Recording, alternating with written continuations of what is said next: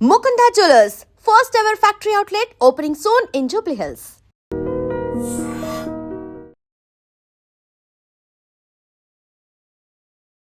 నమస్కారం, welcome to I dream. ధర్మ మార్గం విత్ విజిత కార్యక్రమానికి స్వాగతం.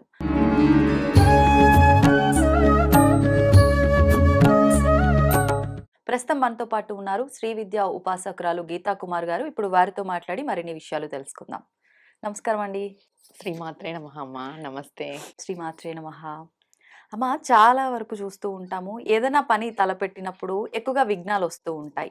అంటే నిత్యము చేసే పనుల్లో కానివ్వండి, విశేషంగా ఏదన్నా మనం ఆచరిద్దాము అనుకున్నా సరే ప్రతిదీ ఆలస్యం అయిపోతుంది, ప్రతిదీ చాలా కష్టంతో కంప్లీట్ అవుతూ ఉంటుంది చాలా మంది విషయాల్లో. ఎక్కువగా ఇలా జరగకుండా ఉండాలి, ఈ విఘ్నాలు తొలగిపోవాలి అనంటే ఏదైనా పరిహారం ఉంటే వివరించండి. ఓకే అమ్మ. మనకు ఫస్ట్ విఘ్నాలు ఎందుకు కలుగుతున్నాయనే విషయం పైన మనం ఆలోచన చేయాలి. మనం ఏదైనా పని చేసేటప్పుడు అది మనం కరెక్ట్‌గా వేలో చేస్తున్నామా? దాని ప్రొసీజర్ అంతా కరెక్ట్‌గా ఉందా? ప్రాసెస్ అంతా కరెక్ట్‌గా చేస్తున్నామా? అన్నీ చేస్తున్నా కూడా మనకెందుకు విఘ్నం కలుగుతుంది? చాలామంది ఎలా ఉంటారంటే జస్ట్ చేశామంటే చేశాం. అవును. అలా ఉన్నారు. అలా మొక్కుబడికి. మొక్కుబడికి. ఇప్పుడు ఏ నిత్య జీవితంలో కూడా ఊరికే చేశామంటే చేశాము మేము. అలా కాకోకున్నట్టు మీరు 100% ప్రయత్నం చేసిన తర్వాత కూడా ఆ. దానికి విఘ్నం కలుగుతుంది అనంటే మనం ఆలోచించాల్సిన విషయం. మనం 100% చెయ్యకోకున్నట్టు మనం చేసే పనికి అసలు విఘ్నమే రాకూడదు అనంటే ఈ కలియుగంలో జరగని పని. ఖచ్చితంగా ప్రతి ఒక్కరు కూడా విఘ్నాలు ఎదుర్కొంటారు. ఏ పనిలోనైనా కూడా. అంటే ముందుగా చెప్పాలంటే ఓటమి మొదటి మెట్టు విజయానికి అంటాం. అవును. ఓటమి చూడని విజయం విజయమే కాదు నా దృష్టిలో అయితే. అంతే అంటారు. అంతే. అంటే మేము అంటే చాలా మంది మేము అన్ని విషయాల్లోనూ సక్సెస్ అయ్యామండి, మేము విజయాలే చూసామంటారు కదా! వాళ్ళకి అనుభవం ఉండదు. ఓహ్! ఓటమితో వచ్చే అనుభవాలే చాలా ఉంటాయి. కానీ చాలామంది అంటే స్పోర్టివ్‌గా తీసుకొని ఈ ఓటమిని అక్కడే ఆగిపోకుండా ముందుకెళ్తే బానే ఉంటుంది. మీరన్నట్టు అనుభవం వస్తుంది. మళ్ళీ దీనికన్నా పెద్దది ఏదన్నా తగిలినా గూడా దాని నుంచి బయటపడే ఆ శక్తి వాళ్ళకొస్తుంది. కానీ చాలామంది ఈ ఓటమికి ఇంకా కృంగిపోయి అక్కడే ఆగిపోతూ ఉంటారు. చాలా డిప్రెషన్‌లోకి గూడా ఎళ్ళిపోతూ ఉంటారు. అవునమ్మా. అటువంటి వారు ఏం చేయాలంటారు? అటువంటి వాళ్ళు ఏం చేయాలి అంటే దైవారాధన చేయాలి హ్మ్. ముందుగా. ఇప్పుడు ఓటమిని స్వీకరించలేము. మేము విఘ్నాలు ఏవి ఇది చేసుకోలేము. మేము బేర్ చేయలేము. మేము తట్టుకోలేము హ్మ్. అనేవాళ్ళు భగవంతుని ఆరాధన చేయాలి. మనకి ఓకే. విఘ్నాలకి మొదటిగా అధిపతి ఎవరు? విఘ్నేశ్వరుడు. అవును. విఘ్నరాజుడు. ఏ కార్యక్రమం మొదలుపెట్టినా కూడా మనం ఫస్ట్ విఘ్నేశ్వరుడికి దండం పెట్టుకొనే మొదలు మొదలు పెడతాం. పెడతాం. అలాంటప్పుడు మనం ఇంట్లో ఏదైనా చిన్న పని మొదలు పెట్టేటప్పుడు కూడా విఘ్నేశ్వరుడికి పూజ చేసుకొని మొదలు పెడితే చాలా మంచిది. ఓకే. ఇది ఎవరికీ తెలీదు. అంటే కొంతమంది భక్తి మార్గంలో ఉండేవాళ్ళు చేయొచ్చు. ఆ! పూజ చేసుకొని భగవంతునికి దండం పెట్టుకొని చేస్తారు. హ్మ్. భక్తి మార్గంలో లేని వాళ్ళు మేము చేస్తాము, అవును. మాకు అలవాటు లేదు అని ఉంటారు. అలా ఇంట్లో ఇద్దరు ఉంటారు. హ్మ్. దైవం పైన నమ్మకం ఉండేవాళ్ళు, దైవం పైన నమ్మకం నమ్మకం లేని లేని వాళ్ళు. వాళ్ళు. మనం ఇప్పుడు చాలా చూస్తున్నాం అలాంటి అవును. కుటుంబాలు. అవును. దైవం పైన నమ్మకం ఉండేవాళ్ళు హ్మ్. ఏం జేయాలి? విఘ్నేశ్వరుడిది ఆరాధన చేయాలి.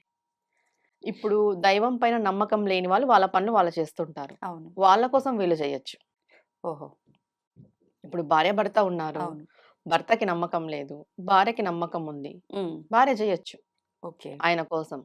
స్వామి ఇట్లా మేము కొత్త పనులు మొదలుపెట్టాము. మాకే హ్మ్. విఘ్నాలు కలిగించకూడదు అని విఘ్నేశ్వరుడి కోసం భార్య చేయొచ్చు. కానీ అంటే ఎంత కుటుంబము భార్య, భర్త అయినా భార్య చేసేది ఒక భార్యకే వర్తిస్తుంది అని చాలామంది చెప్తున్నారు గదా! మీ మధ్యలో. ఎందుకమ్మా సగభాగం అంటాము. మరి హ్మ్. ఇదెందుకొస్తుంది ఆలోచన? ఇప్పుడు ఏం భార్యాభర్త అంటే అర్ధనారీశ్వరుడు. హ్మ్. సగభాగమే. వాళ్ళు భిన్నత్వంలో ఏకత్వం అన్నమాట. వాళ్ళిద్దరూ ఒకటే. హ్మ్. ఇద్దరు బయటికి కనిపించొచ్చు కానీ హ్మ్. భార్యాభర్త అంటే ఒక్కరే. వాళ్ళ మనసంతా ఒక్కటే. ఆ! అలా ఉండాలి. అలా ఉండాలి అనే మన శాస్త్రం చెప్తా ఉంది. హ్మ్. హ్మ్. వేరు వీళ్ళు చేస్తే వాళ్ళకి రాదు అనేదైతే లేదు. ఖచ్చితంగా వస్తుంది. ఓకే. అలా అలా రాదు అనే విషయానికి వస్తే మనకి లేడీస్‌కెందుకు వ్రతాలు పెట్టారు? అవును. అన్నీ మగవాళ్ళకే పెట్టొచ్చు కదా! ఆ! దీంతోనే మనం ఆలోచన చేసుకోవచ్చు. అవును. పూర్వం ఎలా ఉండేది అనంటే ఆహ్, మగవాళ్ళు తొందరగా లేచి పనులకెళ్ళిపోయేవాళ్ళు. వాళ్ళే చేసుకొని వెళ్ళిపోయేవాళ్ళు పూజలు హ్మ్. అదంతా. వీళ్ళకి ఇంట్లో పని జాయింట్ ఫ్యామిలీసు, అవును. పెద్ద కుటుంబాలు, పనెక్కువ అవ్వడంతో వీళ్ళు పూజలు అవన్నీ తక్కువగా చేసేవాళ్ళు. హ్మ్. హ్మ్. ఇప్పుడేం అలా లేదు గదా! అవును. ఎవరు చేసినా అందరికీ వర్తిస్తది. మనం మంచి మనసుతో చేయాలి. కరెక్ట్. ఇప్పుడు మనం పూజ చేసి లోకా సమస్త సుఖినో భవంతు అంటే అది లోకానికి వర్తిస్తుంది ఖచ్చితంగా. ఓకే. ఒక ఆడవాళ్ళు పూజ చేసి లోకా సమస్త సుఖినో భవంతు అంటేనే లోకానికి వర్తించినప్పుడు మళ్ళీ భర్త కోసం చేస్తే వర్తించదా? వర్తిస్తుంది. ఖచ్చితంగా వర్తిస్తుంది. ఇలాంటి అపోహలు పెట్టుకోవద్దు. అంటే భార్య చేస్తే భర్తకి రాదు అనేదైతే లేదు. వాళ్ళిద్దరూ ఒకటే.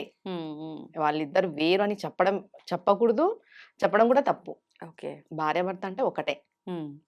వేరు కాదు. ఓకే. వేరు వేరు శరీరాల్లో ఉన్న ఒక్క ఒక్క శరీరం అది. ఓకే. అంతే. ఇప్పుడు విఘ్నేశ్వరుడికి చేసుకోవాలి. ఎలాంటి పని మనం మొదలుపెట్టినా మనకి జరగట్లేదు, అసలు ముందుకెళ్ళట్లేదు అనంటే విఘ్నేశ్వరుడి మంత్రం ఒకటుంది లలిత సహస్రనామంలో. మహాగణేశ నిర్భిన్న విఘ్నయంత్ర ప్రహర్షితాయే నమః. ఈ మంత్రాన్ని చేసుకోవాలి. ఓకే. దీనికి అంటే అర్థం ప్రతి ఏంటంటే నిత్యము చేసుకోవాలమ్మా? చెప్తాను. దీనికి అర్థం ఏమంటే లలితాదేవి యుద్ధం చేసేకి ఆవిర్భవించింది బండాసురునితో. బండాసురుని వద్ద ఎవరు చేయలేక దేవతలందరూ వాళ్ళ వాళ్ళ అవయవాలను ఆహుతి ఇచ్చేసి లలితాదేవిని ఉద్భవించేలాగా చేశారు. అలాంటి లలితాదేవి యొక్క దేవతలందరూ యుద్ధం చేసేకపోతుంటే బండాసురుడు ఒక మాయ లాంటి ఒక యంత్రాన్ని వాళ్ళు పని చేయకోకున్నట్టు ఒక యంత్రాన్ని వేసేస్తారనమాట. ఒక ఓహో. శక్తిని ఆ, పొగలాగా. ఓకే. ఓకే. ఇంకా వాళ్ళ ఆయుధాలు ఏవి పని చేయకోకున్నట్టు అవుతాయన్నమాట. అలాంటి ఇది వేసినప్పుడు అమ్మవారు విఘ్నేశ్వరుని వంక చూస్తుంది. నువ్వు రావాలి, ఇంకా యుద్ధంలోకి అడుగు పెట్టే సమయం వచ్చేసింది అని. ఓహో. అప్పుడు విఘ్నేశ్వరుడు తన సైన్యాన్ని అంతా తీసుకొని ఆ, వచ్చి బండాసురుడు వేసిన యొక్క ఇది యంత్రాన్ని శక్తిని తొలగించేస్తాడనమాట. అంటే యుద్ధంలో ఆ ఆటంకం ఎవరి వల్ల కలిగింది? బండాసురుడి వల్ల బండాసురుడు. కలిగింది. ఆ విఘ్నాన్ని ఎవరు తొలగించారు? విఘ్నేశ్వరుడు విఘ్నేశ్వరుడు. తొలగించారు. ఇప్పుడు మన పనులలో ఆటంకం ఎవరి వల్ల జరుగుతుంది? కలిపురుషుని వల్ల, మన ప్రారబ్ధ కర్మ వల్ల జరుగుతుంది. కరెక్ట్. ఆ కర్మని, ఆ కలిపురుషుడి ప్రభావాన్ని తొలగించేది ఎవరు? విఘ్నేశ్వరుడు. విఘ్నేశ్వరుడు. ఈ మంత్రాన్ని మనం పౌర్ణమి టు పౌర్ణమి అంటే నెల రోజులు కాదు, 45 రోజులు. 45 రోజులు. మళ్ళీ ఓకే. పౌర్ణానికి ఆపేసేయాలి. ఆహా. అమావాస్య వస్తది ఓకే. మధ్యలో. అంటే ఏదైనా ఆల్రెడీ కొంతకాలం నుంచి చేస్తున్నాము, ఆ పనిలో విఘ్నం వస్తుంది హ్మ్. అనుకున్న వాళ్ళు చేయాలా? ఏదన్నా అంటే ముందర మేము ఏదైనా చేసేది ఉన్నా గూడా మాకు ఆటంకాలు రావద్దు అని ముందుగానే చేసుకోవచ్చంటారా? ఆటంకాలు రావద్దు అనేవాళ్ళు డైలీ చేసుకోవచ్చు 11 సార్లు ఓకే. ఈ మంత్రాన్ని. మేము చాలా పెద్ద పని పెట్టుకున్నాము. మాకు ఈ ఒక సంవత్సరంగా ఇది ముందుకే ఎళ్ళట్లేదు. మేము దీని నుండి బయటపడాలి అనేవాళ్ళు 45 రోజులు దీక్షగా చేయాలి. ఓకే. లేదు మీరింకా రానున్న కాలంలో ఏదన్నా పెద్ద పని పెట్టుకుంటున్నారు, అలాంటి వాళ్ళు కూడా దీక్షగానే చేయాలి. ఇప్పుడు నార్మల్‌గా నడుస్తుంది. చిన్న చిన్న ఆటంకాలొస్తున్నాయి. అవును. అలాంటి వాళ్ళు డైలీ 11 సార్లు, 21 సార్లు, 27 సార్లు. 27 సార్లు సంఖ్య అనేది చాలా మ్యాండేటరీ మనకి. చాలా ఇంపార్టెంట్. 9 ఎట్లనో 27 అట్లా మనకు. 27 సార్లు చేసుకున్నా చాలు. ఓకే. ఓకే. కానీ పెద్ద సంకల్పం ఉంది, కొన్ని రోజులుగా పని అవ్వట్లేదు అనేవాళ్ళు మాత్రం 45 రోజులు దీక్ష. పౌర్ణమి, అమావాస్య, పౌర్ణమి, అమావాస్య. పౌర్ణమి టు మొదలు పెడితే అమావాస్యకి అయిపోతది. ఓకే. మధ్యలో 5 డేస్ వస్తే అటు ఇటు అవును. మరి అప్పుడు? వదిలేసుకొని మళ్ళీ 45 డేస్ ఖచ్చితంగా 45 డేస్ చేయాలి. ఆ 5 డేస్ వదిలేసి ఆహాహా. లేడీస్ అయితే. అంటే మీరన్నట్టు అమావాస్యకి ఎండ్ అవ్వదు గదా! ఎండ్ ఇంకో 5 అవ్వదు. రోజులు ఏం వెనకాలకి. పర్వాలేదు. ఓకే. 45 రోజులు ఉండాలి. ప్రతిరోజు 108 సార్లు చేయాలి. ఓకే. ఓకే. విఘ్నేశ్వరుడికి. విఘ్నేశ్వరుడికి బెల్లం నివేదన చేయొచ్చు. పాలు, బెల్లంతో కూడిన పదార్థం ఏదైనా కూడా మీ శక్తి కొలది. ఓకే. ముందుగా చేసేటప్పుడు నమ్మకం. నమ్మకం అనేది చాలా చాలా ముఖ్యం ఇక్కడ. మీరు ఓకే. నమ్మకంతో చేస్తే ఈ మంత్రాన్ని 45 రోజులు 108 సార్లు ఖచ్చితంగా మీ విషయాలలో వచ్చే ఆటంకాలు, మీ పనులలో వచ్చే ఆటంకాలన్నీ ఆ విఘ్నేశ్వరుడు ఖచ్చితంగా తొలగిస్తాడు. ఇప్పుడు మీరు దీక్ష అన్నారు. అంటే దీక్ష నార్మల్‌గా చేస్తే నియమాలు అవసరం లేదేమో. దీక్ష అనేసరికి నియమాలు ఎక్కువగా పాటించాల్సి పెళ్ళైన ఉంటుంది. వాళ్ళకి బ్రహ్మచర్యం చెప్పమమ్మా. హ్మ్. అది లేదు. పెళ్ళైన వాళ్ళకి బ్రహ్మచర్యం ఉండాలనేది కొన్ని విషయాల్లోనే చెప్తాం. అన్ని విషయాల్లో లేదు. ఇంకా ఏకభుక్తము, భూషయనము, మాంసాహారం నిషేధం అదంతా మీ మీ ఇంటి రీత్యా చేసుకోవచ్చు. మీరు పొద్దున్నే చేసుకుంటామంటే ఏది అవసరం లేదు. ఓహ్! ఒకవేళ సాయంత్రం చేసుకునేలాగుంటే తినకూడదు నాన్ వెజ్. తినకూడదు. తినకోకున్నట్టు చేసుకుంటే చాలా మంచిది. నిష్టగా నిష్టగా చేయగలిగితే ఇంకా చేసుకుంటే. ఫలితం. భార్యాభర్తకైతే బ్రహ్మచర్యం లేదు. ఓకే. ఓకే. అంటే భార్యాభర్త ధర్మంగా ఉండి వాళ్ళు ఇలాంటి పూజలు చేసుకున్నప్పుడు వాళ్ళు బ్రహ్మచర్యం చేసినట్టే లెక్కొస్తది. ఓకే. ఓకే. అది. ఇప్పుడు మీరు ఇందాక అన్నట్లు భర్తకు నమ్మకం లేకపోతే భర్త తరఫున భార్య చేయొచ్చు. చెయ్యొచ్చు. మరి ఒకవేళ భార్యకే నమ్మకం లేని పరిస్థితుల్లో అంటే చాలా వరకు ఆడవాళ్ళకి భక్తి ఉంటుంది. హ్మ్. కొంతమంది ఇవన్నీ చేస్తేనే భక్తి మనసులో ఉన్నాడు నాకు అన్నట్లుగా మాట్లాడుతూ ఉంటారు. అటువంటి వారు ఇవన్నీ చేయమంటే చేయరు. అలాంటప్పుడు హస్బెండ్ కూడా చేయొచ్చా? చెయ్యొచ్చు. అంటే మగవారైనా, ఆడవారైనా ఎవరైనా చేయొచ్చు. ఎవ్వరైనా చేసుకోవచ్చమ్మ. మగవారైనా, ఆడవాళ్ళైనా ఎవ్వరైనా చేసుకోవచ్చు. నమ్మకంతో చేసుకోవాలి. విఘ్నేశ్వరుడు తొలగించని విఘ్నం అంటూ ఏదీ లేదు.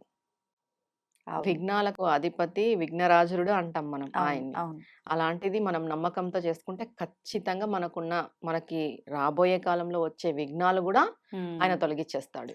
అంతే. అంటే మన ప్రయత్నం సాక్షాత్తు గూడా ఖచ్చితంగా ఉండాలి.